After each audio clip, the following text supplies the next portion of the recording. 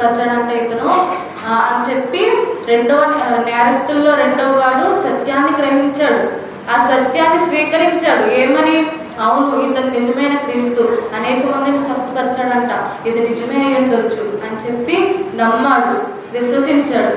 అయితే అతను ఏమనుకున్నాడు? నాకు కూడా ఈ సమయంలో విజ్ఞాపన చేస్తే నాకు కూడా ఒకవేళ స్వస్థత కలగొచ్చేమో, నా యొక్క పాపముల నుంచి విడుదల కలగొచ్చేమో అని చెప్పి ఫస్ట్ సత్యాన్ని గ్రహించాడు, విశ్వసించాడు, నమ్మాడు ప్రతి ఒక్క విషయంలోనూ. అయితే రెండవదిగా అతను సువార్తను గ్రహించాడు. అయితే మనం చూసినట్లయితే యోహాను సువార్త 19వ అధ్యాయము 19వ వచనం. మరియు పిలాతు యూదుల రాజైన నజరేయుడగు యేసు అను పైవిలాసము వ్రాయించి శిలువ మీద పెట్టించెను. అయితే అతను సువార్త విన్నాడు. ఆ పైవిలాసం మీద ఏమని రాసిందండి? ఈయన యూదుల రాజైన యేసుక్రీస్తు. ఏమని రాయబడిందండి? నజరేయుడగు యేసు అను పైవిలాసము రాయించి శిలువ మీద పెట్టించను. ఎవరు పెట్టించారు? పిలాతు పెట్టించారు. అయితే సైనికులు అన్నారంట ఆ సమయంలో, నేనే యేసుక్రీస్తుని ఈయనే చెప్పాడని రాసి పెడదాము అని చెప్పేసి పిలాతుతో అన్నాడంట. అప్పుడు పిలాతు ఏమన్నాడు?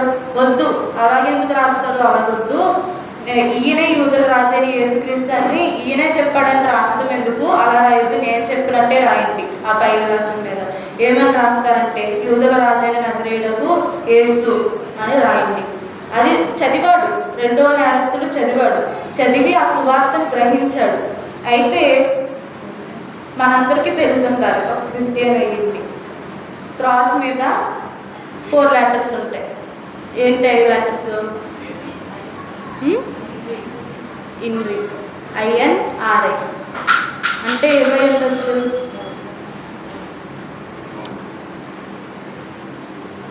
మీరందరూ పెద్దవారు, మీ అందరికీ తెలుస్తుంది. నాకైతే 15 సంవత్సరాలు 16 సంవత్సరాల అనుభవమే, మీకు ఇంకా ఎక్కువే ఉండొచ్చు. అయితే గ్రీక్లో జే అనే లెటర్ని ఐ కింద రాస్తారండి. అయితే అది INRI అంటే JNRJ, జీసస్ నజరేతియన్ రెడ్స్ జుడేరియన్, అంటే యూదుల రాజైన యేసుక్రీస్తు అని. ప్రతి ఒక్కరికి అటువైపు వెళ్ళే, ఆ కపాలం అనబడిన స్థలంలో వెళ్ళే ప్రతి ఒక్కరికి ఆ యొక్క సువార్త అందాలి అని చెప్పి పిలాతు గారు రాయించారు. 3 టైప్స్ ఆఫ్ లాంగ్వేజెస్లో రాయించారంట. INRI యూదుల రాజైన యేసుక్రీస్తు అని 3 రకాల లాంగ్వేజ్లో, గ్రీక్లో, హెబ్రీలో, ఇంకొకటి తెలియదు, 3 లాంగ్వేజెస్లో రాయించారంట. ఆ సువార్తని కూడా ఈ నేరస్తుడు ఏం చేశాడు? గ్రహించాడు. అవును, ఇతను యూదుల రాజై ఉండొచ్చు అని చెప్పి. మూడవదిగా సహవాసం, దేవునితో సహవాసం కలిగి ఉన్నాడు. ఆ రెండవ నేరస్తుడు ఏం కలిగి ఉన్నాడు? సహవాసాన్ని కలిగి ఉన్నాడు. మొదటి మాట ఏంటండి? సిలువలో పలికిన మొదటి మాట ఏంటి? తండ్రి, వీరేమి చేయుచున్నారో వీరెరుగరు. అయితే అప్పటికే పక్కన 2 బందిపోటు దొంగలు ఉన్నారు కదండి. అయితే రెండవ వాడు గ్రహించాడు, అవును, కలవరి ప్రేమలో క్షమాపణ ఉంటుంది, ఇంత తగ్గింపు జీవితం ఉంటుంది అని చెప్పి ఏం చేశాడు? రెండవ నేరస్తుడు గ్రహించాడు. ఏమని గ్రహించాడు? క్షమాపణ ఉంటుంది, అవును, నాకు కూడా క్షమాపణ దొరకవచ్చు, ఈ సమయంలో విజ్ఞాపన చేయడం తగిందే నాకు అని చెప్పి రెండవ వాడు ప్రార్థించాడు. అంటే అక్కడ దేవుడితో సహవాసం కలిగి ఉన్నాడు. దేవుడు ఏదైతే చెప్పాడో, తండ్రి సైనికులు ఇలా చేస్తున్నప్పుడు, చీట్లు వేసుకుంటున్నప్పుడు అతని యొక్క అంగీ కోసము ఏమని చెప్పాడు? తండ్రి, వీళ్ళు ఏం చేస్తున్నారో వీళ్ళైతే ఎరగరు. అయితే ఆ సైనికులు ఫస్ట్ నుంచి చేస్తున్న పాపాలన్నింటినీ క్షమించలేదు. యేసుని నిందించినందుకు వీళ్ళు ఏం చేస్తున్నారో వీళ్ళకి తెలియదు కాబట్టి క్షమించమని క్షమాపణ చెప్పారు. అయితే అప్పుడు రెండవ నేరస్తుడు ఏమని గ్రహించాడు? అవును, కల్వరి ప్రేమలో క్షమాపణ దొరుకుతుంది, చూడండి ఇతని యొక్క సహవాసం ఎంత బాగుంది అని చెప్పేసి మాదిరిని కలిగి ఉన్నాడు. విశ్వాసులకు మాదిరిగా మనము ఉండాలి. వాక్యంలో ఉంటుంది కదండి, విశ్వాసులకు మాదిరిగా మనము ఉండాల్సి ఉన్నారు. అయితే విశ్వాసులకు మాదిరిగా యేసుక్రీస్తు వారు ఉన్నారు. రెండవ నేరస్తుడికి మాదిరిగా కనిపించాడు. ఆ సమయంలో విజ్ఞాపన చేశాడు. పరలోక రాజ్యంలో స్థానాన్ని అనుగ్రహించాడు యేసయ్య. పరలోకంలో స్థానాన్ని యేసుక్రీస్తు వారి హృదయంలో స్థానాన్ని పొందాడు. అయితే యేసే చెప్పాడు, నీవు నాతో కూడా పరదేశంలో ఉంటావని చెప్పాడు. బాగుంది. అసలు పరదేశం అంటే ఏంటి అని మీరు నన్ను అడగచ్చు. అడగకపోయినప్పుడు నేను చెప్తాను. అసలు పరదేశం అంటే ఏంటి మిమ్మల్ని అడిగి నేను చెప్పండి. పరదేశం అంటే ఏంటి? దేవుని రాజ్యం కరెక్టే. ఇంకా విశ్రాంతి స్థలం కరెక్టే. ఇంకా అసలు అది ఉందా లేదా? ఉంది. ఎక్కడుంది చెప్పలేము. అది ఇక్కడ ఉంది, ఈ స్థలంలో ఉంది అని మనము చెప్పజాలము. ఎందుకంటే పరలోకము అంటే అసలు మీనింగ్ ఏంటంటే పరమానందము, పరమానందం గల నివాసము. అది దేవుని యొక్క స్థలము, విశ్రాంతి దినము. మనం చనిపోయిన తర్వాత, తీర్పు తీర్చబడిన తర్వాత ఎవరైతే శిలువ శ్రమలో పాల్గొంటుంటారో, ఎవరైతే చివరి వరకు యేసు యొక్క కాడిని మోసారో, ప్రతి ఒక్కరు ఆ శిలువని ఓర్పు కలిగి చివరి వరకు సహించారో వాళ్ళు పొందవలసిన స్థలం అది. అక్కడ అందరికీ నివాస స్థలము కలదు. అయితే అసలు పరదేశం అంటే ఏంటో చూసినట్లయితే లోకాసు వార్త, అసలు బైబిల్లో ఏ చోట పరలోకం గురించి రాయబడి ఉంది, పరదేశం గురించి అని మనము చూసినట్లయితే లోకాసు వార్త 17వ అధ్యాయము 20వ వచనం.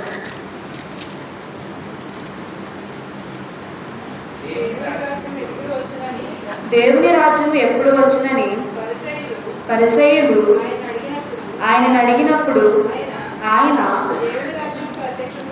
దేవుని రాజ్యము ప్రత్యక్షముగా రాదు. ఎందుకనగా ఇదిగో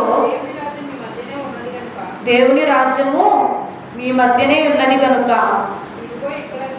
ఇదిగో ఇక్కడనని ఇదిగో అక్కడనని చెప్ప వీలు పడదని వారికి ఉత్తరం ఇచ్చారు. పరలోక రాజ్యము ఇదిగో అక్కడ ఉంది, ఇదిగో ఇక్కడ ఉంది అని చెప్తే వెళ్ళకండి. పరలోక రాజ్యము మీ మధ్యలోనే ఉన్నదని యేసు ప్రభు వారు సెలవిస్తున్నారు. ఇంకొక విషయం చూస్తే యోహాను సువార్త 14వ అధ్యాయము 23వ వచనం. యేసు ఒకడు ప్రేమించిన ఎడల, ఇది కాదండి,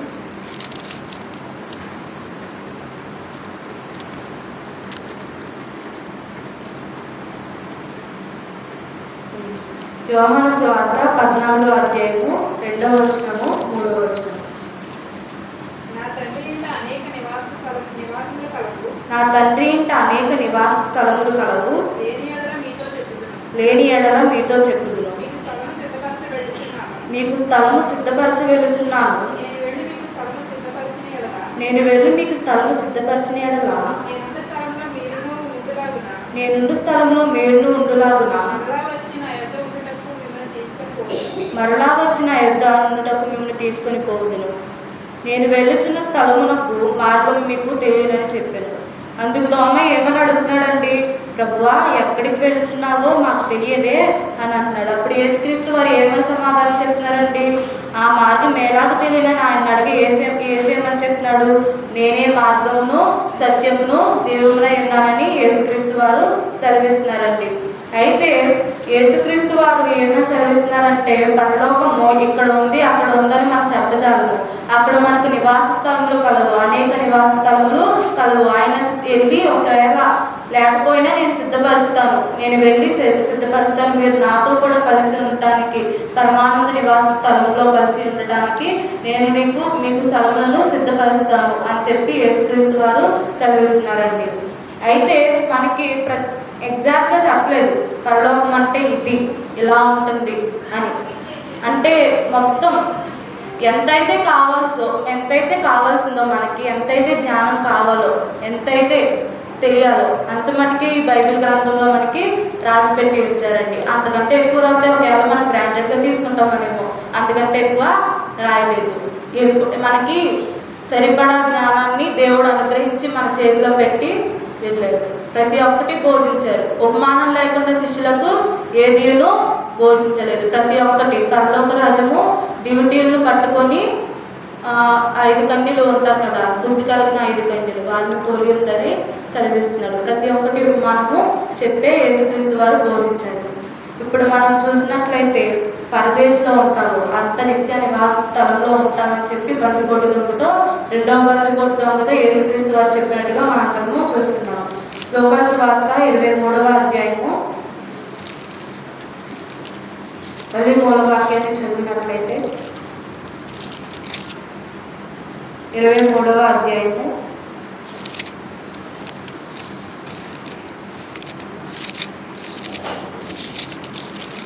43వ వచనం చదివినట్లయితే అందుకు ఆయన 33వ వచనం చదవండి.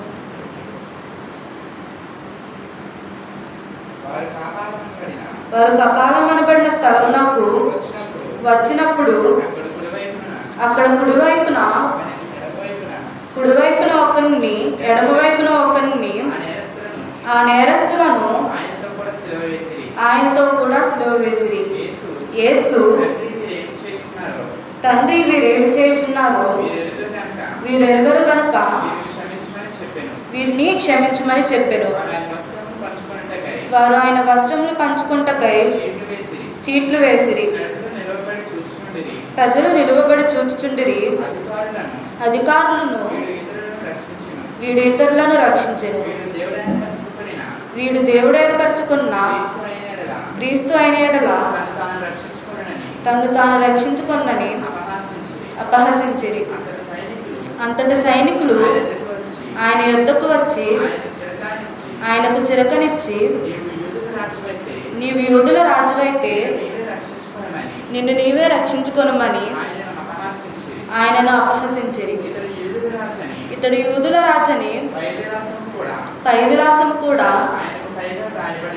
ఆయనకు పైగా వ్రాయబడి వేలాడవేయబడిన ఆ నేరస్తుల్లో ఒకడు ఆయనను దూషించుచు, నీవు క్రీస్తువు కదా, నిన్ను నీవు రక్షించుకొను,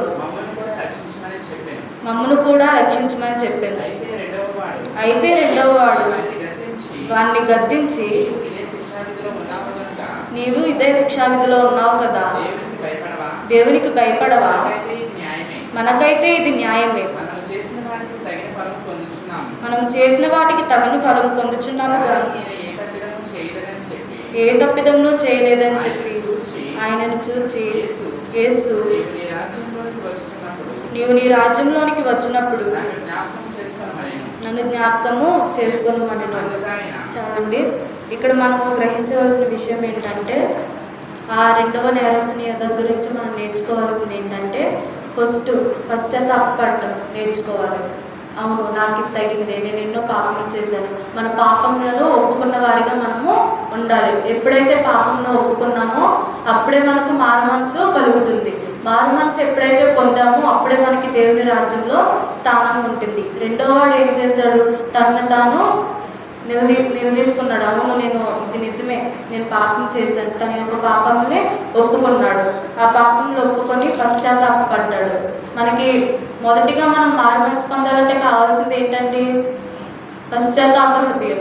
మనం మన పాపములను ఒప్పుకొని విడిచిపెట్టిన వారుగా ఉండాలి. మనం ఎప్పుడైతే మన పాపములు ఒప్పుకొని యేసు అనేది, ఇప్పుడు పాపములు ఒప్పుకోవాలి అంటే ఇక్కడికి వచ్చి అందరికీ చెప్పడం కాదండి. యేసుకి తెలిసేలాగా యేసుక్రీస్తు వారికి చెప్పి ఒప్పుకుంటే చాలు. యేసుక్రీస్తు వారికి చెప్పి ఒప్పుకున్నప్పుడు మనకి పశ్చాత్తాపం కలిగినప్పుడు మనకి మారు మనసు కలుగుతుంది. అప్పుడే మనం దేవుని రాజ్యంలో స్థానాన్ని పొందుతామని మీ అందరికీ చెప్తున్నాను. ఈ చిన్న వాక్యం దేవుడు దీవించిన వారు. దేవునికి స్తోత్రం. హల్లెలూయా.